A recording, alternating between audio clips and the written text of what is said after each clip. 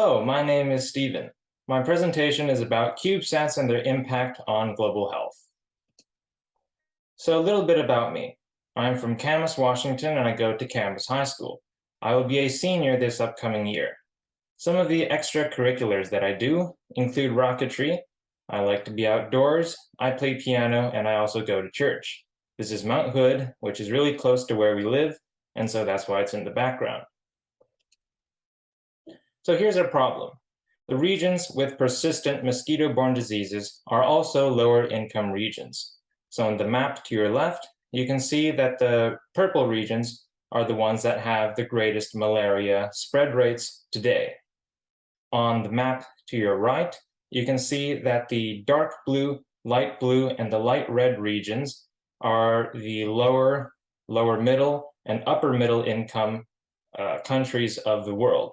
And so these regions have less access to mosquito tracking and prevention methods, as well as data about conditions on the ground. And so this means that they have less resources that can inform them about their public health decisions regarding infectious disease outbreaks. Satellites can help a lot with global health. This is because satellites can gather images and remote sensing data about precipitation, groundwater, and vegetation. To the map on your left, you can see that this is a satellite map analysis of flooding in Malawi. The central image is of satellite data from GPM's dual-frequency precipitation radar, showing rainfall and snowfall in the atmosphere in 3D. In the map on your right, you can see that this is satellite imagery of levels of deforestation in the Amazon rainforest. Analysts will use this satellite data to study mosquito-borne diseases such as malaria. Malaria incidence rates rise after floods, after severe rainfall, and rise as deforestation reaches 50%. So this data is very important. NASA has demonstrated that their satellite data can be used to predict malaria and mosquito spread. In the map on your left, you can see that this is a map of NASA's mosquito spread analysis map, and the red regions are the ones that have the greatest potential spread of malaria and mosquitoes. In the map on your right, you can see NASA's malaria predictions and actual occurrences for Thailand, and you can see that NASA's predictions are actually pretty accurate, since the two regions, or the two colors, actually map up pretty well on the two maps. However, satellites are very expensive. The weather satellites that NASA depends on cost almost $12 billion. That's without launch vehicles and facilities. One SpaceX launch costs $67 million. So for the previously aforementioned lower middle and upper middle income countries, these are very unaffordable. But CubeSats are a cost-effective alternative. CubeSats are standardized nanosatellites that are inexpensive to build and easy to deploy. They are standardized because they come in 10-centimeter cube sizes, called 1 unit. They can be stacked together in 1 unit, 2 unit, 3 unit, 6 unit, 12 unit, or 24 unit nanosatellites. And they are deployed from the International Space Station and only cost $40,000 per launch. Compared to the millions and billions of dollars of previously mentioned, this is a bargain. CubeSats are a very new technology, and they offer significant research potential. In 1999, the first CubeSat concept was released by Professors Bob Twigg and Jordi Puig-Suari at Stanford and Cal Poly. In 2003, the first CubeSats were launched. In 2011, NASA's CubeSat Launch Initiative program began, and this program allows universities to send their CubeSats to space.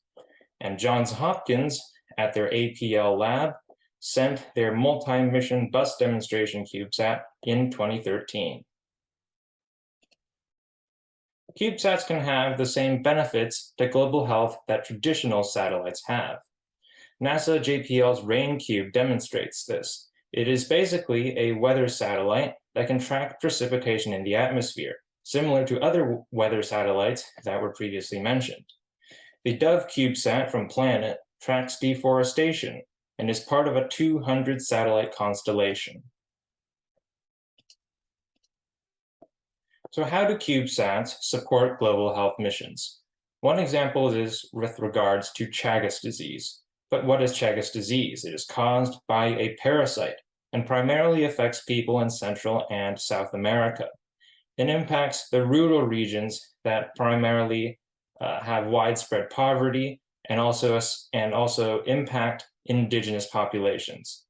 So Chagas disease has symptoms that are very similar to that of a bad cold or the flu. And so this causes people to not realize that they have a potentially deadly disease. So Paraguay's first sat is a CubeSat named GuaranaSat-1, and this CubeSat monitors the spread of Chagas disease by tracking their parasites. And so how the CubeSat helps in this process is that it collects data from ground stations that detect the presence of triatomine bugs, which carry Chagas disease, and sends this data to researchers who create a map of disease risk.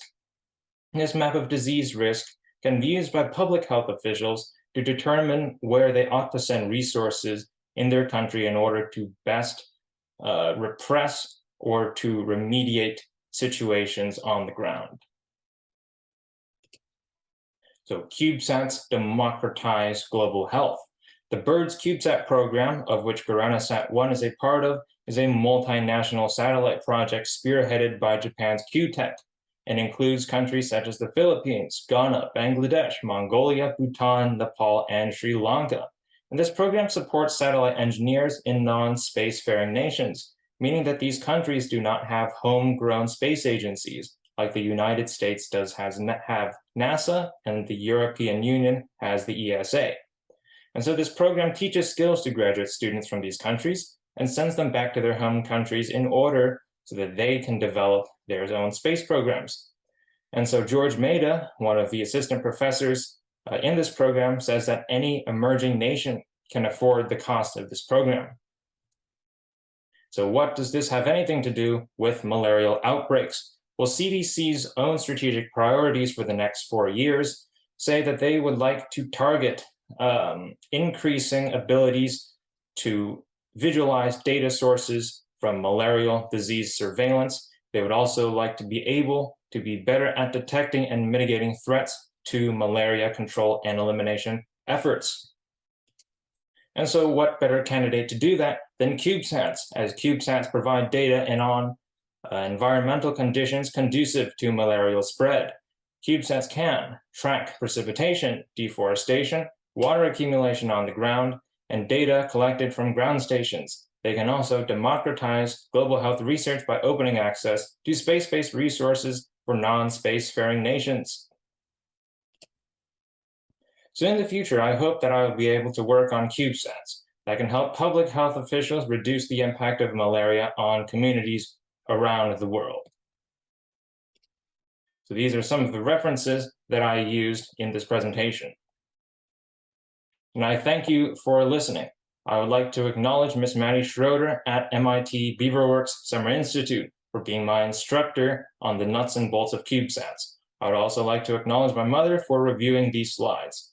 If you have any questions or perhaps any comments, please do contact me at stephen.wu.725@gmail.com. Thank you for listening, and good evening.